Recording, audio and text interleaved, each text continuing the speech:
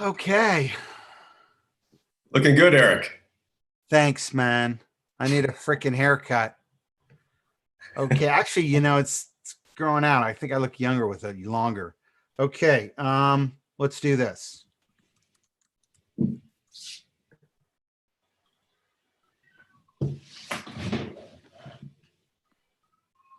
Welcome to PR Tech Wednesdays, the weekly webinar where thought leaders discuss the latest in PR and PR tech. If it's Wednesday, it's PR Tech Wednesdays. Welcome back. I'm your host, Erik Schwartzman. We do this every Wednesday from 12 to 1. It's free, and you can sign up at prtechwednesdays.com.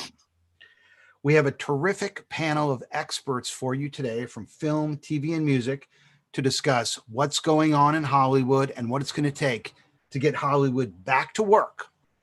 But first, from a broader perspective, here's my take. I was talking to a friend who said that since the lockdown, she's actually been much more productive than she was when she was commuting 45 minutes each way to her office in downtown LA. Now, she's not in entertainment PR, but like us, she is a knowledge worker who shows up and works on a computer. As the velocity of the contagion subsides, it appears we're entering the containment phase. As municipalities loosen restrictions and business leaders explore how best to resume operations, a lot of us are asking ourselves, what's the real value of commuting to an office so we can work on a computer in the presence of others? Now, if you list the benefits and drawbacks of working in close proximity to coworkers, under the watchful eye of a supervisor, the prospect of working 9 to 5 alongside others is no longer a foregone conclusion. On the one hand, if you work alongside others, it's easier to bounce ideas off each other. But on the other hand, how do those interruptions interfere with a knowledge worker's ability to focus and deliver elite level work? Are the benefits of serendipitous encounters that occur between coworkers collaborating spontaneously offset by the numerous interruptions that make it harder to focus and deliver deep thinking? What's more important, making sure employees appear to be working or making sure their work is exceptional? If an employee can deliver exceptional work on schedule, does it matter when or where they do it? Now, in his book, Deep Work, Cal Newport writes, breakthroughs occur when you reach maximum cognitive intensity. It may seem like a benefit to have people working on site because you can ask them questions as they arise, but that method of interaction is undisciplined and it depletes a knowledge worker's ability to focus. Although we don't acknowledge it, managers have long considered an employee's physical presence to be a deliverable. In fact, for many knowledge workers like PR people, wages are primarily based on being physically present in an office for 40 hours a week. And in this environment, underperforming employees get paid as long as they show up. As long as you're in the office, you can hide in plain sight. That's tougher to do if you're working remotely, right? In that case, value is a factor of quality and quantity and of your output. Now that we're all distributed, working independently and remotely, it's no longer possible to hide in plain sight. My clients are all comparing the value of full-time employees to freelancers and asking themselves if it makes sense to keep anyone other than rock stars on staff full-time. By necessity, COVID-19 has advanced our remote workforce management fluency. As CFOs look to cut costs and reconsider their commercial real estate obligations and payroll, now is a time of tremendous opportunity for freelance knowledge workers to augment in-house teams through virtual technologies like teleconferencing and activity streams. Like it or not, the coronavirus has accelerated digital transformation, calling into question the value of working at a central location and opening up the playing field for freelancers and consultants. Subscribe to my newsletter for more on how to leverage this opportunity to win new business at erikschwartzman.com/blog. And let's get started.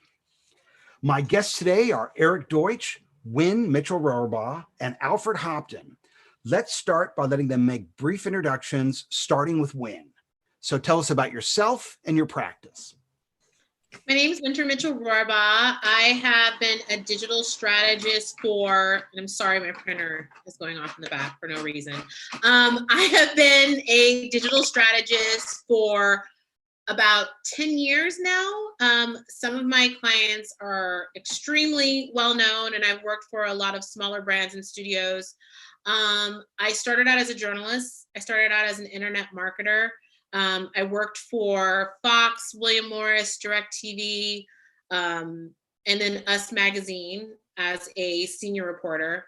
I realized sometime in the mid 2010s that publishing was not going to remain the way everybody thought it was going to be. I could tell just from working at Us Weekly, starting way back in 2009, that publishing was not going to have any sustenance. It wasn't going to be able to sustain itself long term.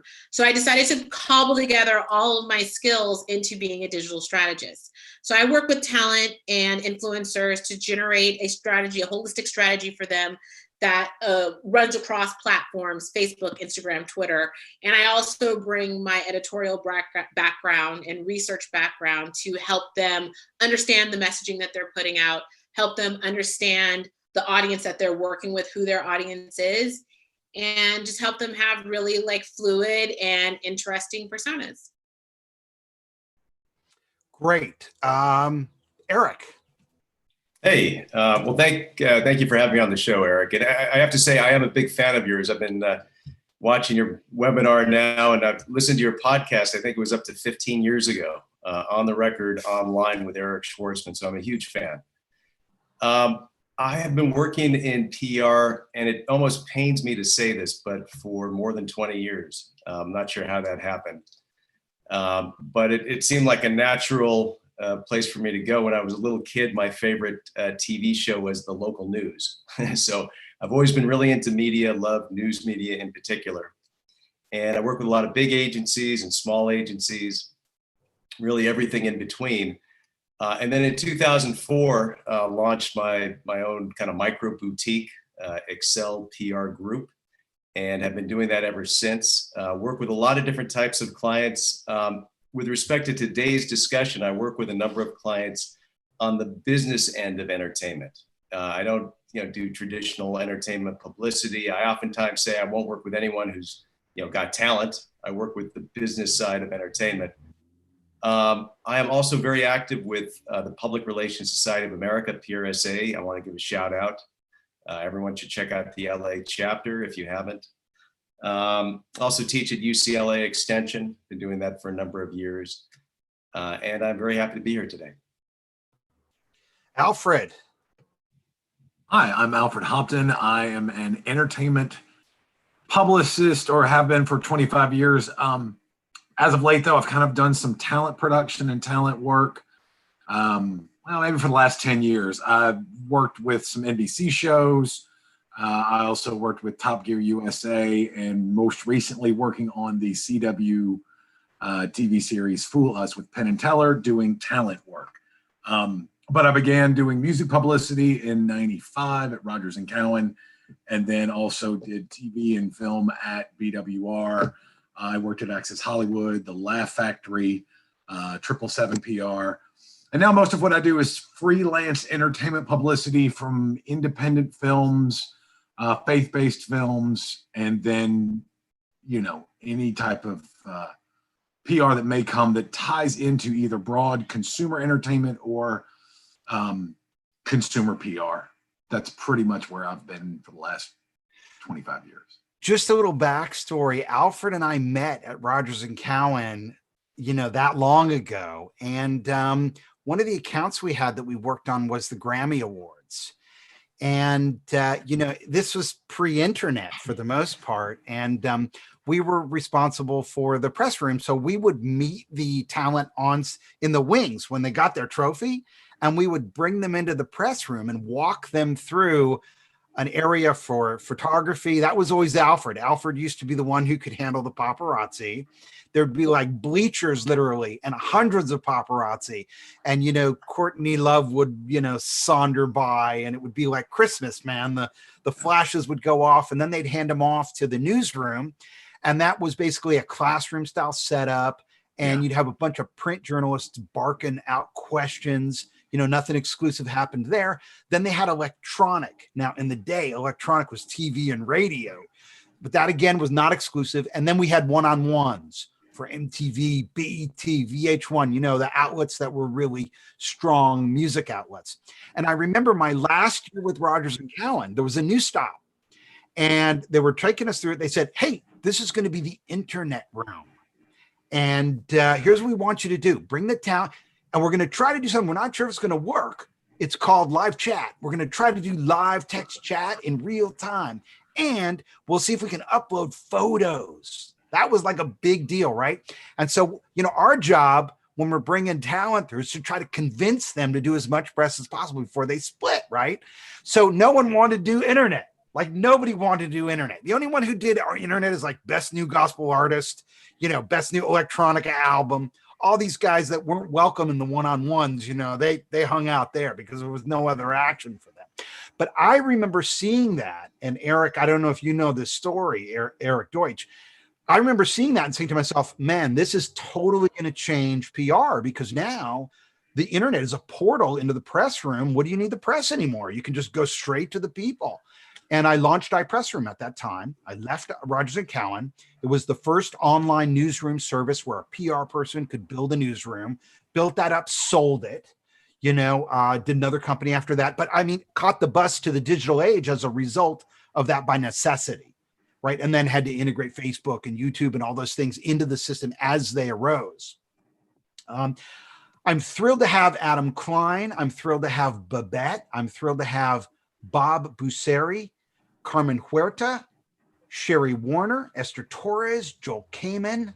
Joel, are we doing the panel next month?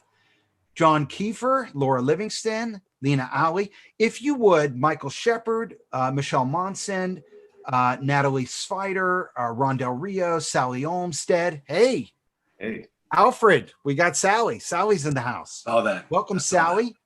Steve Boyajian and Tim McMahon. Welcome back.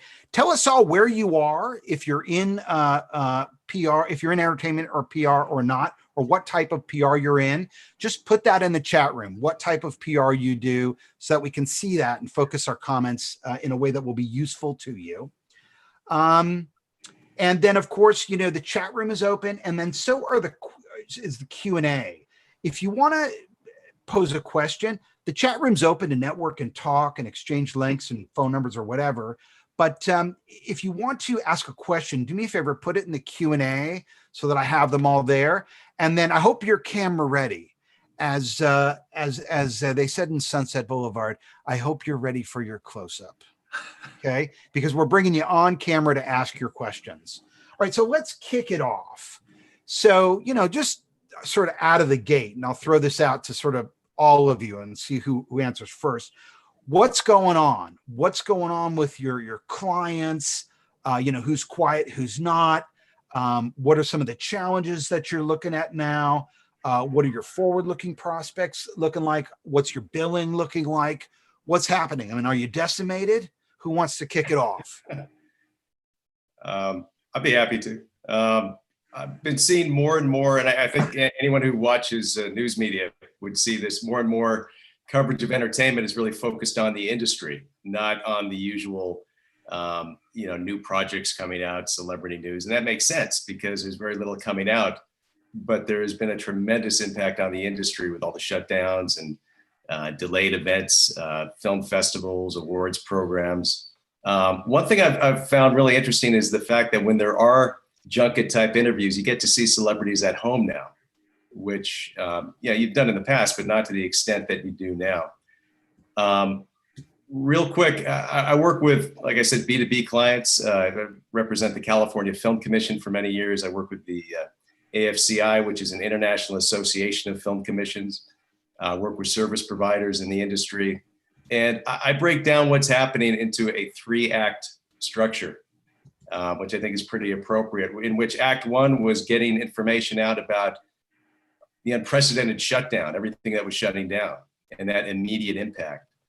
And then Act Two was about assessing the damage, looking at what the impact is really on the industry in terms of lost revenue, and looking at what's happening to workers, because the entertainment industry has a lot of below the line workers. When a project goes under for a short time, they actually lose their paycheck. And it was also about looking at how the industry was stepping up. Government and companies like Netflix, for example, having these financial assistance programs with hundreds of millions of dollars to help workers. And then Act Three, which is where we are now, which is all about guidelines to help reopen the industry and what is actually going to be open to production in the days ahead. So I like to look at what's happening in this kind of 3-act structure. You mentioned billings. I'm holding steady for now, but everything could change, I realize, in an instant.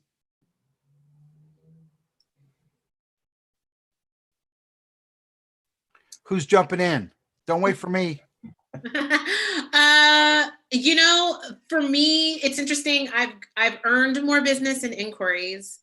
I think just from a perspective of working in digital, I think it's still, believe it or not, it's just uncharted territory for a lot of people that are in traditional PR and marketing. It's been my focus practically my whole life. Like, I was one of the first kids on my block to have the internet. We used to after school in the 6th grade, my whole class would come over to my house because I had dial-up and I had AOL. So the internet has always been a part of my life since I was about 12. I was obviously analog and watched the burgeoning era of digital, but it just feels like it's been a part of my world for quite a long time. So I'm comfortable in that space. I'm seeing, and I hear from a lot of my partners that they're having a lot of trouble with, entertainers and influencers who are traditional entertainers and influencers. They're having a lot of trouble keeping them digitally aware, a lot of tech support issues, a lot of this person just needs someone. So that's where I'm getting a lot of inquiries.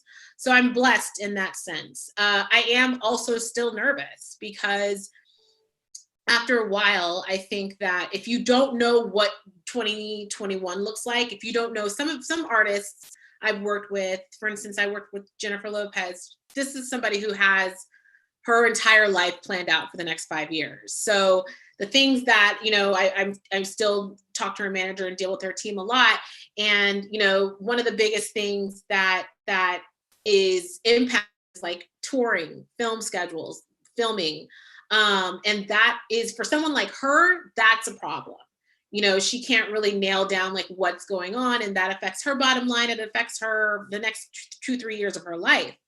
Some of the clients that I have right now, they were in the middle of productions, and production completely shut down, and they don't know when they're going back.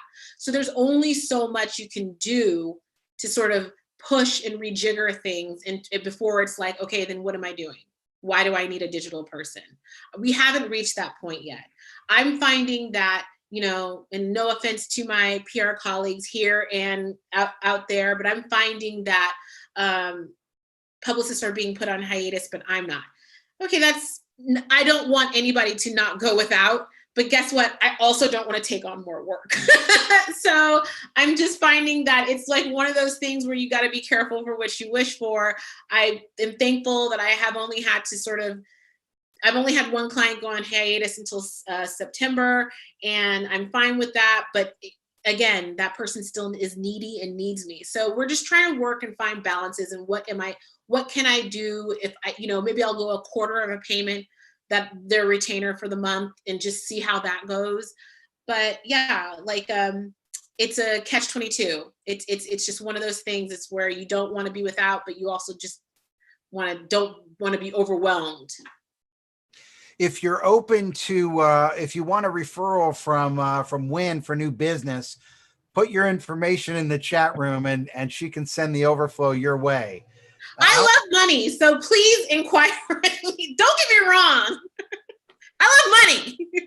I'm not saying don't send me work. Maybe they'll give you a piece if you refer. Right, that's true too. Alfred, what's happening? So I kind of was fortunate in that when everything got shut down, I had just finished on the Penn and Teller show. So at least I had a buffer. But once everything kicked in and production stopped, then yeah, it bit. A film that I was supposed to start working on, shooting in Oklahoma, is still on hiatus. Every other thing else that's kind of event and seasonal that I would work on is on hiatus, obviously. I have kind of started doing some work with more tech-based and non-entertainment-based companies. One's an SEO that I'm working with, but the majority of what I do tied to entertainment is frozen. So, got it. I actually I become a mulliner, and I'm making hats. As you can see, here I am in my hat shop, and that's how I'm picking up the slack, in the slow times. So here's a question from Sally Olmstead. She says, I'm working on creating a plan to reopen offices. Definitive sources are not so easy to find regarding highly detailed information. Anyone? Depends on what kind of office. Definitive sources or insights on reopening Hollywood, film, TV, music. If it's about production specifically, you have the industry being the studios, the Motion Picture Association, AMPTP, the guilds, the unions, just about everybody working on guidelines and protocols right now. Ultimately, though, while everyone's working together, ultimately it's going to depend on what the governor says. Here in California, Governor Newsom has a 4-stage plan for reopening the economy. And it has to be announced where film and TV production will fall within those 4 stages. Once we know that, then we'll have a much better idea.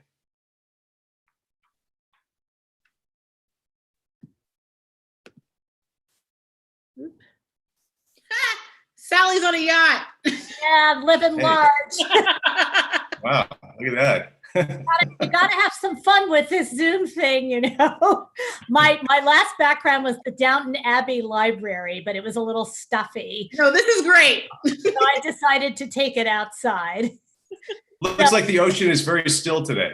It's really still, and there's a bored woman in the background just looking out into the ocean. I don't know if you can see her, but she's bored rigid. At any rate, glad to be chatting with people face to face. It's lonely in my dining room. So my question, and the question I'm getting from clients and also just people in the industry, is the process and the procedures for opening up, going back to any office. It could be a doctor's office, it could be, a law firm, it could be, a PR agency, it could be any kind of office. And so I've been talking to people at Salesforce and Intuit and government people. Yesterday, I received a notice from the World Economic Forum that the conference they were going to have in April in San Francisco got moved to October, but that has been turned into a virtual event, and they will not gather in person until April of 2021. So wow. This tells me if the World Economic Forum is fearful of gathering and figuring a way out to do it, and also with international travel involved for a lot of the members, that I think we're in for a longer haul than anyone ever imagined. Also, I got information this morning that Florida and Georgia are no longer reporting cases because they don't have that there's a monetary incentive to reopen and get government funds from the White House trough. But if you are keeping things closed and your test numbers are going up, you're not going to get the money. So there's some censorship issues going on around the truth of what is actually happening. And then from a doctor at USC earlier today, said the worst is still yet to come. And if you have kids, they should not be out playing with their friends in the neighborhood. If you don't have to go out and mix and mingle, don't do it. If you do, put on a mask. If you have on a mask and everyone else has on a mask, there's 1.5% chance that you'll spread it or get it. If you don't have on a mask and only one person has on a mask, it goes up over 50% risk. So the mask thing, no matter if we open offices next week or at the end of the year, we're all going to be wearing masks. So fashionable masks, this is what we're looking for. Night with smiles on them, so you can tell that people aren't mad at you when you walk in wearing a mask, or that you're not going to rob the store when you show up. That's what I'm hearing. That was this morning's load from a variety of sources. So I don't know. I've been told to plan to reopen offices and write a plan. So I'm like, okay, I am working on a plan. Alfred, you guys shoot in. Thank you, Sally. Alfred, you guys shoot in Vegas, right? Vegas. Yeah. So what's the deal in Vegas? Yeah, Penn and Teller shoot in their own theater at the Rio Hotel in Vegas. So I think one of the reasons is that they've all their equipment's there, every prop they need for to do their magic is there. So it kind of obviously makes sense. It's easy to get talent in and out. It's a hotel where people can stay. So doing it in Vegas for that show makes so much sense because it's part of the Penn and Teller brand. So, it happened right before anything really. The one thing that happened as the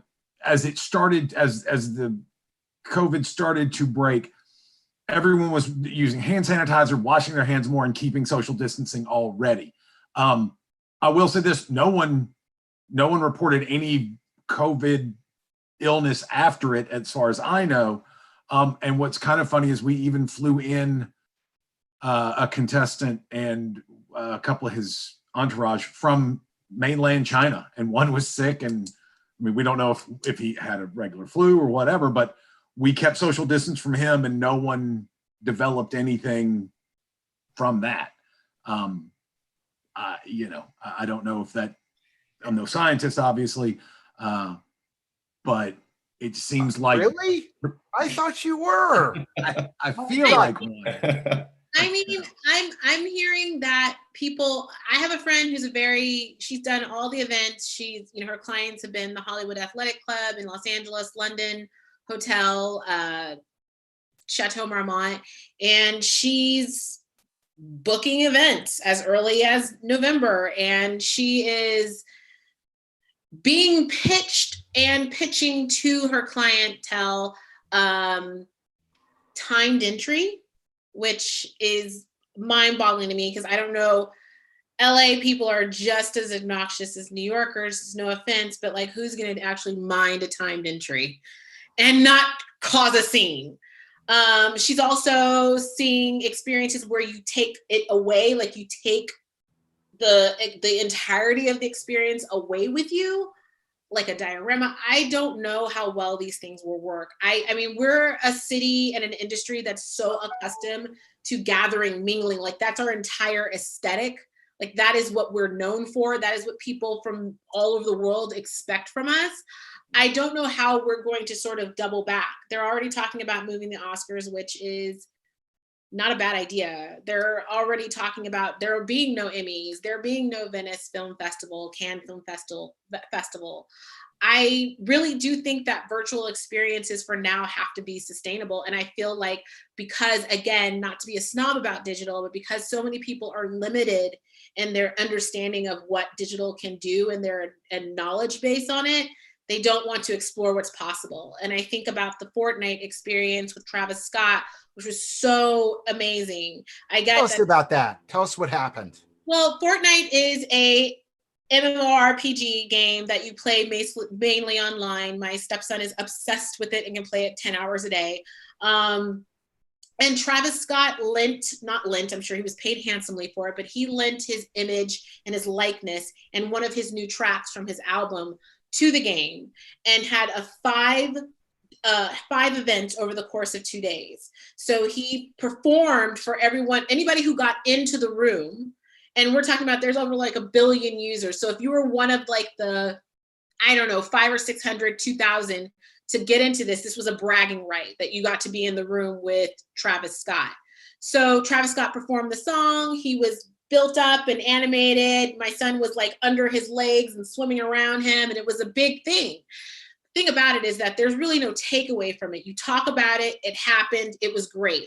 The thing about an event is you can, there's so much media that comes from an event. There's tons of interviews, there's whispers, gossip, award, there's archive footage.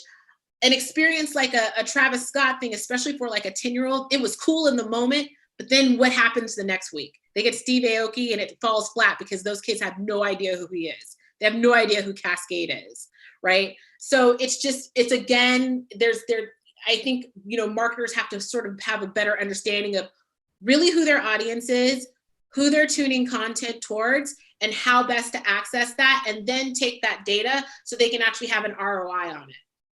Hey, Erik, I know we got Ron with a question, but I just wanted to touch back on Sally's question real quick, if I may. My question would be if the job is to put together a PR plan for the reopening of an office, or to actually put together a plan for the reopening of the office, which I wouldn't have any idea about. But if it's the PR plan portion of it, a couple of things I've found with my clients during this crisis is, first and foremost, don't be silent, because silence breeds, speculation and misinformation.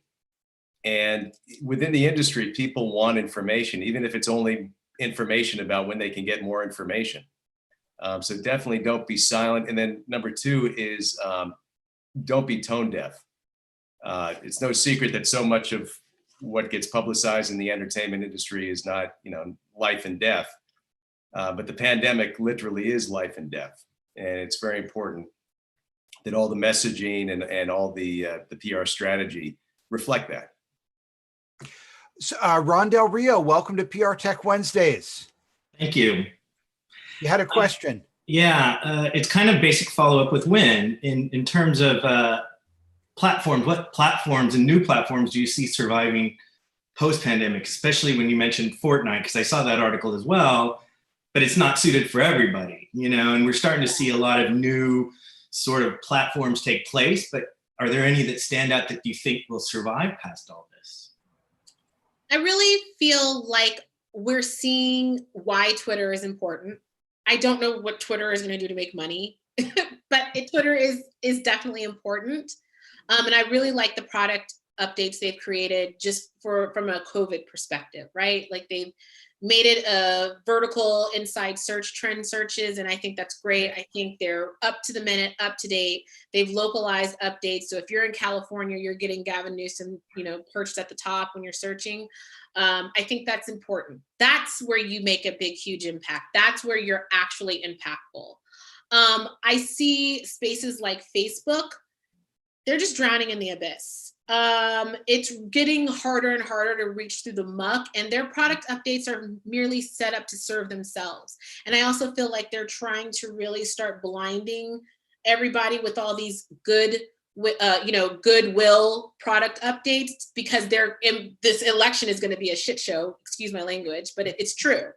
And there's an information problem that Facebook is the creator of. Ice-T on Twitter made a funny comment. I'm seeing less trolls on Twitter. Are they laid off as well? And that's where you have a platform that is controlled versus Facebook, which is kind of unmanageable. I'm also finding that Reddit is becoming interesting again.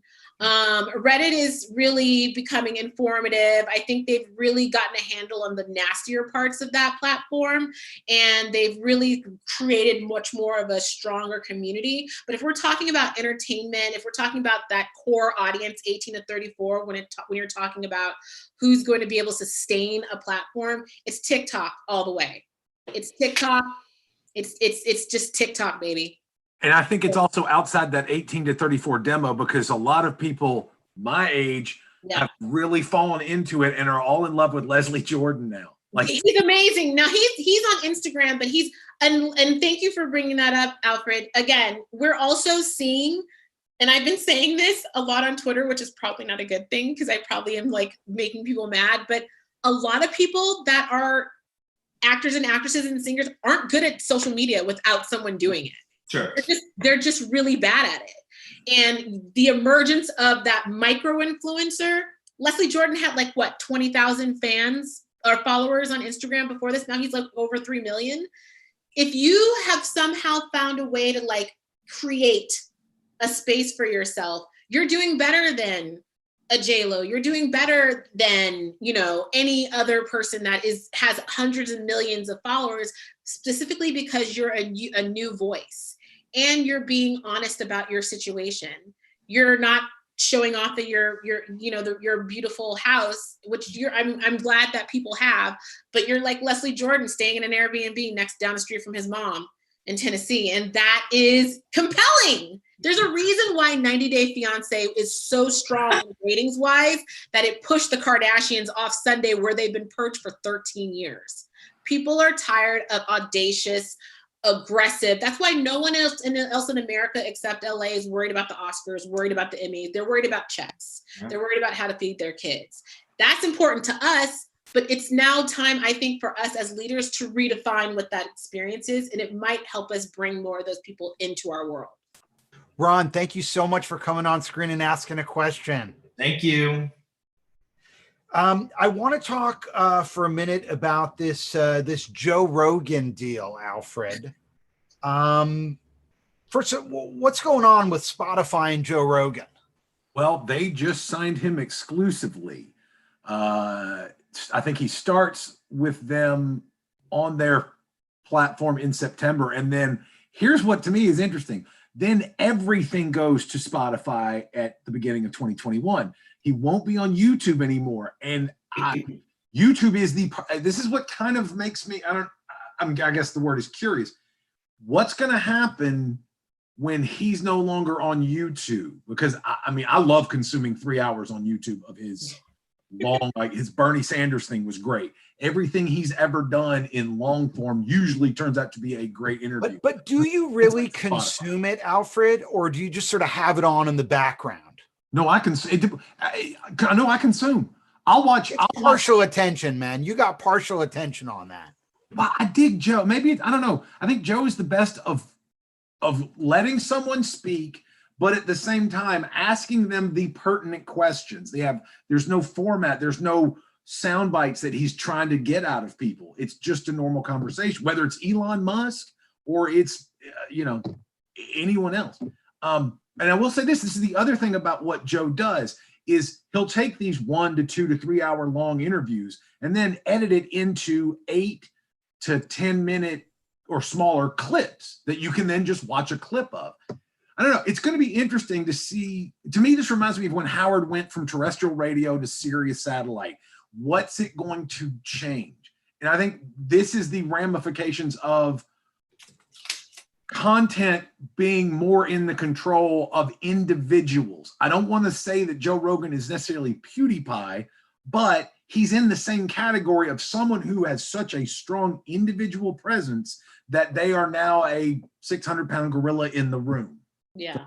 So they're obviously trying to get more people to listen to podcasts on Spotify rather than iTunes. So I'd be curious to know from people that are attending today, are you listening to podcasts on Spotify? Because I find it to be unusable. Mm-hmm. I mean, I can't go back to where I was listening before. So I'm still listening to, and it's not like I think the iTunes app is really any good.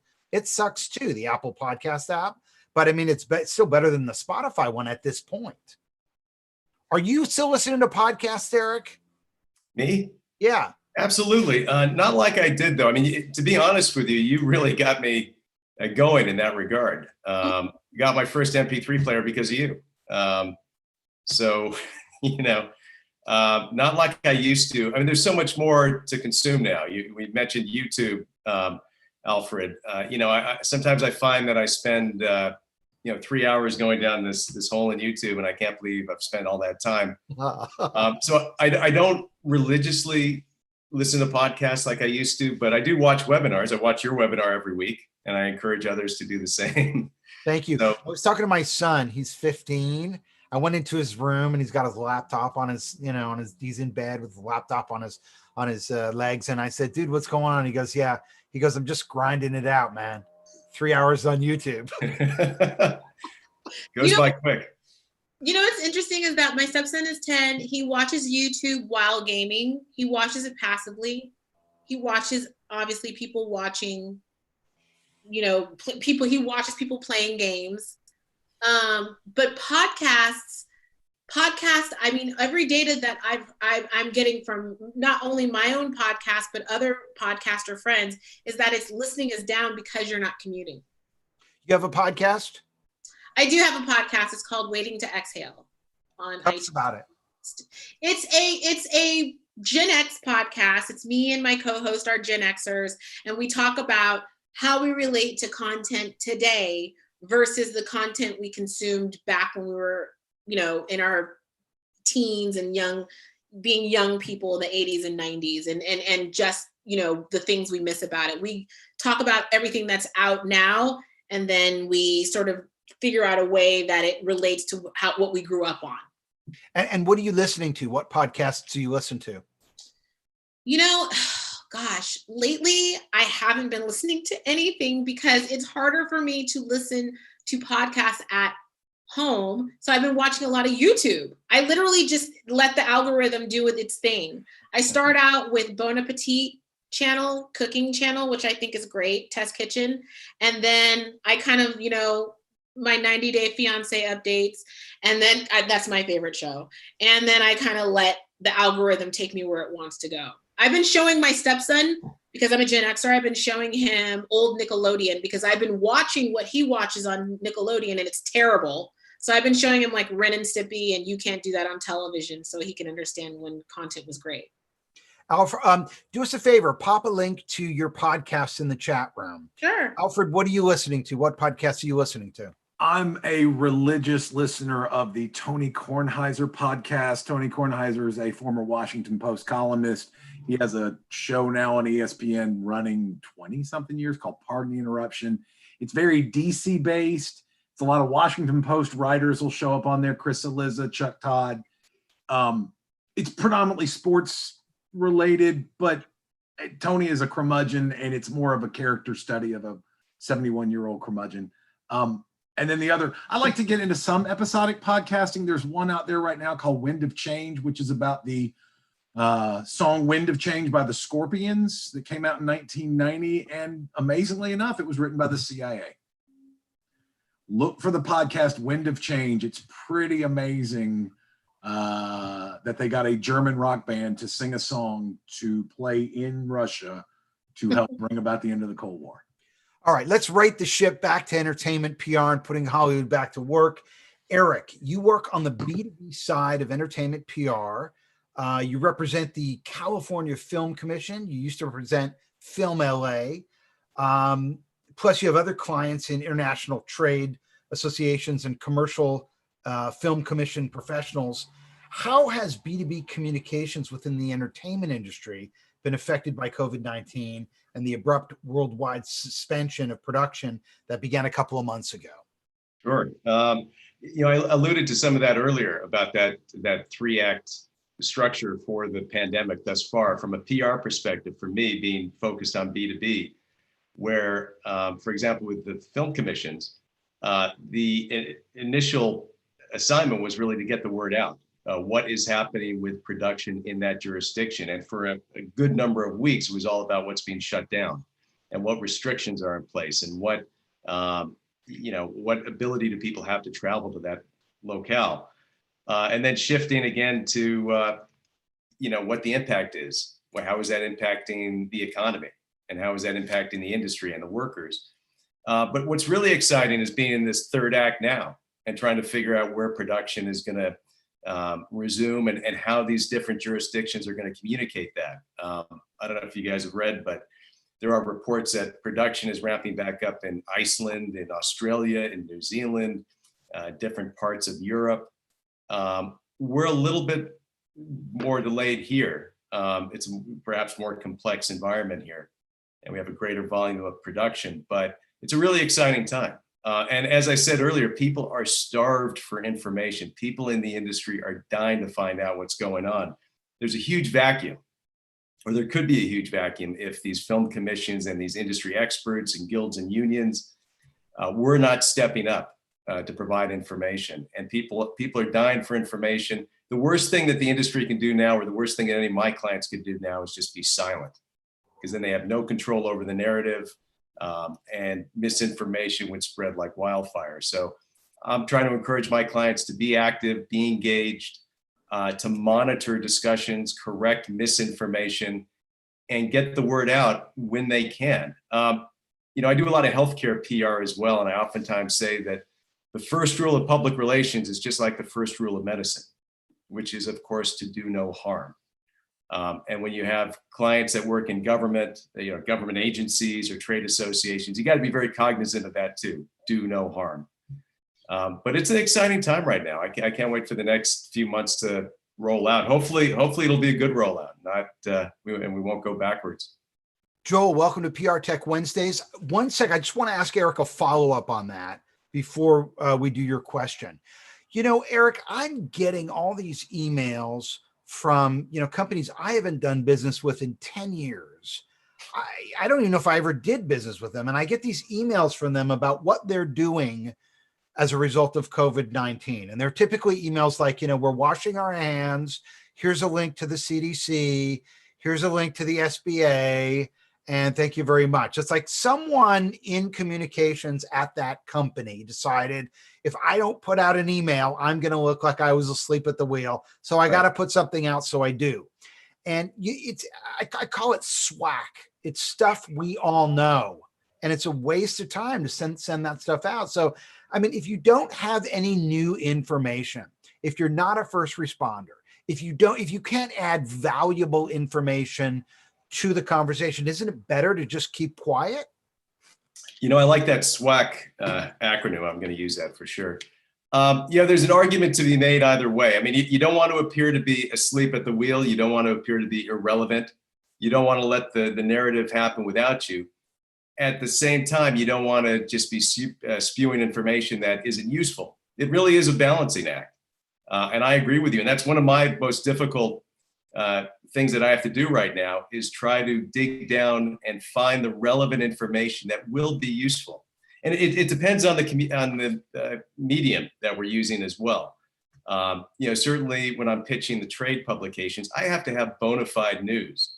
I can't call them and say, hey, things are going on as usual, and I'll let you know later if there's some news. Do you want to cover that? I actually have to give them legitimate information and earn that coverage. So I hear what you're saying. It is a challenge right now to remain relevant if you don't have information. The trick is finding relevant information. That's why we get the big money. Welcome. What do you got?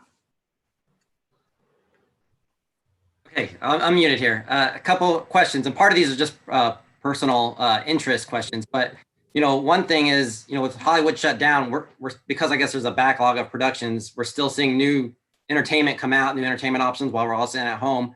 How long will it be until we stop seeing new stuff come out? If this goes on too long, I'm curious about that. Two, you guys talked about the different social media platforms, and eyeballs are actually, not that there weren't already a lot of eyeballs there, but more people going over to social media for entertainment. Is there a threat to the industry? Are you guys concerned about that, or is that concerned with the shutdown and production shutdown being a concern? And thirdly, part of that related is, do you guys have any thoughts on Quibi, the new app that was launched? So those are my 3-part question. I think Winter wants to say something about Quibi. Win. Turn off. I talk so much, I can talk forever. Alfred, do you want to say something? The only thing I was going to talk about in terms of content is I think there will be a window where we're recycling content. I saw that the CW is taking one of their shows from their DC streaming service and repurposing it onto the CW Swamp Thing. And it's not a new production. They're just rerunning them now on another one. So I guess you could say in one sense, we're already running out of content, but then again, I think you'll see people cherry pick and pull content from Canada, England, Australia to repurpose it here, or, however they want to. I think you're going to start seeing a lot of best of, from the archives type content. I've already seen quite a bit of that. Also related to that, but not directly related, is when production does ramp back up, we're going to see a lot of pandemic-themed films and TV shows. I already read about one just today from Michael Bay, which is supposed to take place 2 years into the future. And it's about a pandemic that will not end. So I can't wait to watch that. Yeah, right. I really want to see that. I'm ready for a romantic comedy. Okay, that's what I need. Romantic pandemic comedy. Give me something. Let me escape, baby. I mean, this is perfect escapism, environment for escapism entertainment.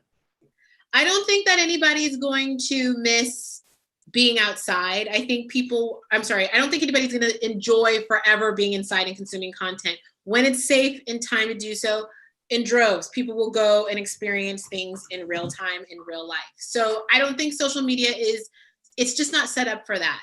I think it's more something that young kids can do, but I'm already seeing that Gen Z, that Gen Alpha, they want to be outside. They do want to be outside sometimes. They do want to be with their friends and interacting together. As far as like Quibi goes, I'm sorry. Those people are all very smart and rich, so I don't know how this happened. I think I know how it happened.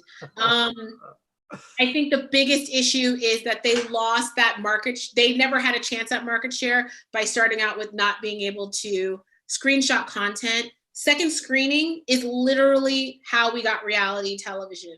Second screening, being able to react to something and have somebody be like you and not have it be scripted, have it be like a real moment. That's where social media, that's where it exploded, to be able to respond in real time. So to not have that is a disadvantage for Quibi. And also some of that content is just not interesting. Again, you give celebrities all this money, tell them to do 10 minutes of content a week or an episode, and they call all their best friends and they do what they're told. And it's not enough time to create something unique if this is not your first hand. If this is not something that like the back of your hand how to create, you're not going to be really great at it. So I really do think that Quibi shouldn't even having been created. There's absolutely no need for Quibi when you have a YouTube, a Twitch, you have on-demand content, you have podcasts, you have social media. There's no need for a Quibi. I think you just got taken off their media list. Oh, well, I'm real sorry, Quibi. Thanks, Joel. I appreciate that. Hey, you guys, have you been having any discussions with your clients just about the logistics of resuming? Like, how would it, you think about like a soundstage, it's sealed, right? There's no AC. I mean, you've got, a talent in there that's not going to want to be exposed. Winter, I know you spend time in the recording studio. That's also sealed, in close quarters. Have you heard any sort of logistical approach to how to make that work? It's interesting, Eric, you mentioned studios, but actually on location is perceived to potentially be even more difficult because you can't control the environment. And there are tons of discussions going on right now about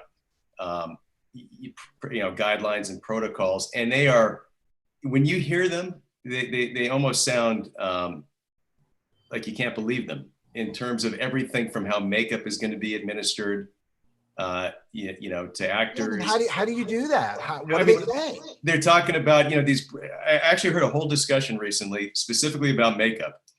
And, it's an important, very valued part of the production process. But I heard, makeup directors talking about how each one of those brushes is $70, $80, maybe more.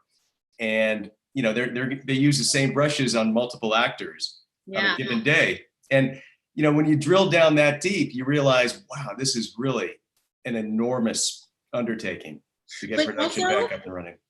Those people can buy their own brushes and bring them there.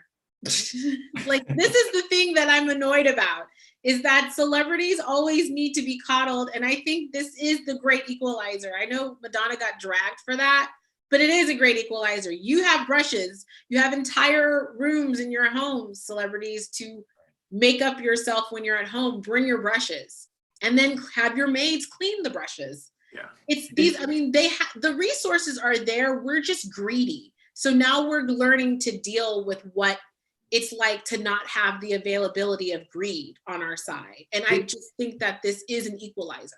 It actually, Alfred, are you guys going back? Are you going to do a bunch of shows in Vegas? Well, what's happening with Penn and Teller Fool Us? I mean, the show shoots seasonally for 2 weeks, 2 to 3 weeks early in the year for a summer run. So as far as I know, the show is still scheduled to premiere. The 7th season of Fool Us is scheduled to premiere in July, maybe June. See, I haven't heard specifically. But one thing to Winter's point, there's a good article on Variety today from Kim Masters, who is just killing it with coverage on Hollywood and production. And there's an interview in there with Zoe Kravitz, who's playing Catwoman in the new Batman, which is totally held up. And she made a point that so many makeup artists touch your face when you're getting made up. I mean, I can imagine someone in a Marvel movie who has to have blue skin completely being touched by a team of people. So there's makeup just for your presentation, and then there's costume makeup, which is going to require a lot of people. How will the unions allow their members to go forward? That's the big question. The real big thing that we don't know yet is, what is insurance going to do, and what are the unions going to allow? And once those start to get decided and the dust settles, then I think we'll have a clearer picture of when and where we're going. Right. You know, Eric, one thing that has been really taboo on movie sets for a while is this: a water bottle. And it's, it's not environmental, and they want people to, use a community water fountain or sparklets or whatever. Bottles. But now they're saying this is going to become mandatory because of COVID-19. So there's a real fundamental shift in thinking that's going to accompany any return to production. Guys, thank you so much for taking the time to do this. Let's just go around and each of you tell us if someone wants to get in touch with you, where can they? Because in addition to the people that are listening now, we also release this as a podcast that'll be up forevermore. So go ahead and tell us, if someone wants to contact you, where can they do that? You can find Erik? me. Oh, sorry. I'm sorry. I'm just Erik, go ahead. Hey, well, you can find me on most platforms at Erik Deutsch, which is Erik with a K, last name Deutsch. Means it's hard to spell and hard to pronounce. You can find me there, except for a few platforms. There's another Erik Deutsch who's a musician, and we're in a competition. You can also email me anytime. My firm is Excel PR, so go to excelpr.com and reach out anytime. When? You can find me at Winter, WYNTER, Mitchell, MITCHELL, on Twitter. I love communicating with people on Twitter. That's my main place. DMs are open. That's the best way to reach me. I'm there more than my email. Alfred? I'm pretty much still an email kind of guy. ahopton.pr@gmail is your way to find me. But I'm pretty easy to find. Special thanks to Flux Branding, a world-renowned resource for defining your visual brand. Flux Branding is a group of creative visionaries and graphic designers dedicated to helping clients build brand identities. And you can find them online at erikschwartzman.com/Flux Branding. And Digital Dragon, where children can develop the skills they need to prosper in the age of machines. Digital Dragon teaches digital literacy to tomorrow's programmers. More information at erikschwartzman.com/DD. Join us next week for a discussion with Anya Renzon. She is the head of growth at Restream, which allows you to stream to multiple locations at once. We're now streaming with Restream to YouTube, Facebook, and Periscope. And she's going to talk to us about how companies are using streaming to get the word out during the lockdown. If you're watching this on Periscope, Facebook, or YouTube, you can always join us live on Wednesdays and ask questions by signing up at prtechwednesdays.com. You'll get updates about future guests and emails with replays if you miss the live event. You can also sign up for amazing bonus content on PR Tech Secrets at my blog, erikschwartzman.com/blog. This has been Erik Schwartzman We will see you next time on PR Tech Wednesdays. Thanks, guys. Thank you so It was great much. talking to you guys. Thanks, Eric. Bye, guys. Thanks for the